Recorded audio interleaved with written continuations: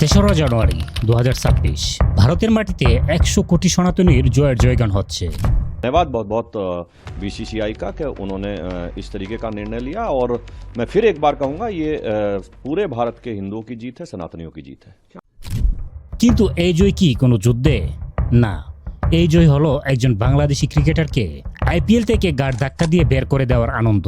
9 কোটি 20 লাখ রুপিতে কেনা একজন বিশ্বমানের বোলারকে কোনো ক্রিকেটীয় কারণে নয়, বরং শুধু তার জাতীয়তা আর ধর্মের কারণে খেলতে দেওয়া হলো না।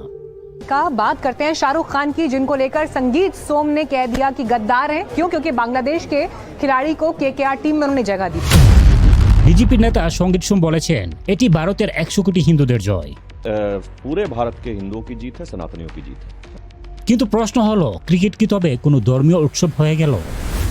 আইপিএল কে বলা হয় বিশ্বের সবচেয়ে বড় ক্রিকেট লিগ, কিন্তু 2026 সালের এই ঘটনা প্রমাণ করে দিল যে বিসিসিআই এবং ভারত সরকার এখন ক্রিকেটকে সাম্প্রদায়িক রাজনীতির হাতিয়ার হিসেবে ব্যবহার করছে।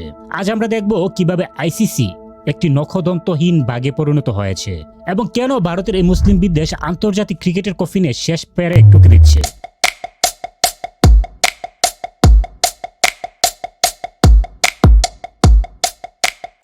যে কেকেআর মুস্তাফিজুরকে বাদ দিতে হবে।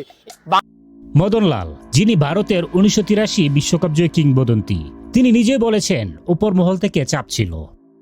देखिए बात पता क्या है, ये बीसीसीआई का डिसीज़न है, क्योंकि जैसे हमारा हिंदुओं का जो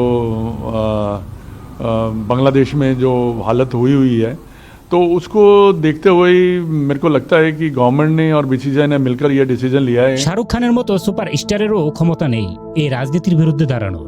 এখন ভাবুন, যে বুট নিরাপত্তা দিতে পারবে না অজুহাতে একজন খেলোয়াড়কে বাদ দেয়, তারা কয়েক মাস পর বাংলাদেশ দলকে বিশ্বকাপে নিরাপত্তা দেবে কিভাবে? বিসিসিআই সজীব দেবাজিৎ সাইকিয়ার বক্তব্য আর বিজেপি নেতাদের উগ্র হুঙ্কার একই সত্যি কথা। এটি শুধু মুস্তাফিজের ইস্যু নয়, এটি হলো বার্তা দেওয়া যে ভারতে কোনো মুসলিম বা বাংলাদেশি আইকনকে সহ্য করা হবে না। Due to the recent developments which is going on all across, BCCI has instructed the franchisee KKR to release one of their player, Mustafizur Rahman. ভারতের এই বৈষম্য নতুন নয়। 2009 সালের পর থেকে কেন পাকিস্তানের ক্রিকেটারদের আইপিএল এ নিষিদ্ধ করা হয়েছে? কারণ ভারত মনে করে ক্রিকেট হলো তাদের রাজনৈতিক স্বার্থ আদায়ের মাধ্যম। তারা আইসিসির আয়ের 80% নিয়ন্ত্রণ করে বলেই আইসিসি এখন বিসিসিআই একটি শাখা অফিসে পরিণত হয়েছে। ইতিহাস সাক্ষী, দক্ষিণ আফ্রিকাকে বর্ণবাদের জন্য 21 বছর আন্তর্জাতিক ক্রিকেট থেকে নির্বাসিত করা হয়েছিল। are not prepared to receive a team thrust upon us. কিন্তু আজ যখন ভারত প্রকাশ্যে একটি নির্দিষ্ট ধর্মের খেলোয়াড়দের উপর নিষেধাজ্ঞা দিচ্ছে, তখন আইসিসি চুপ কেন? কারণ আইসিসি এখন অপদার্থ এবং তাদের মেরুদণ্ড দিল্লির সাউথ ব্লকে বন্ধক দেওয়া। মজার বিষয় দেখুন, ভারত যখন তাদের দেশের ভেতর মুসলিমদের উপর স্টিম রোলার চালায়, তখন মধ্যপ্রাচ্যের মুসলিম দেশগুলো ভারতকে বিনিয়োগের স্বর্গরাজ্য মনে করে। দুবাই, কাতার বা সৌদি আরব যখন আইপিএল এ স্পন্সরশিপ দেয়, তখন তারা কি জানে না যে তাদের এই টাকা দিয়ে একদল সাম্প্রদায়িক গোষ্ঠী তাদের দেশের ভেতর মুসলিম নিপীড়নে ব্যস্ত থাকবে এবং খেলাধুলা থেকে মুসলিমদের তাড়ানোর উৎসব করবে?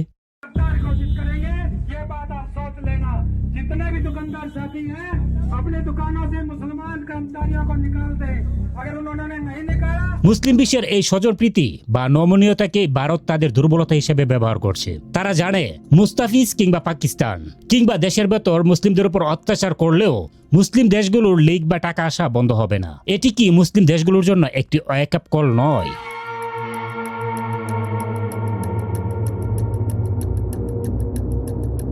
7 ফেব্রুয়ারি বিশ্বকাপ শুরু। ভারত যদি 9 কোটি রুপির মুস্তাফিজকে নিরাপত্তা দিতে না পারে, তবে 15 জন বাংলাদেশি খেলোয়াড় আর হাজার হাজার বাংলাদেশি সমর্থককে তারা কিভাবে নিরাপত্তা দেবে? বিসিবি কি এখনো দিল্লির মর্জির দিকে তাকিয়ে থাকবে, নাকি খেলোয়াড়দের জীবনের সুরক্ষায় শক্ত অবস্থান নেবে? ক্রিকেট ছিল জেন্টলম্যানস গেম, কিন্তু আজ এটি পরিণত হয়েছে ঘৃণা ছড়ানোর ফ্যাক্টরিতে। মুস্তাফিজ কেবল একজন শিকার মাত্র। আসল পরাজয় হয়েছে ক্রিকেটের এবং মানবিকতার।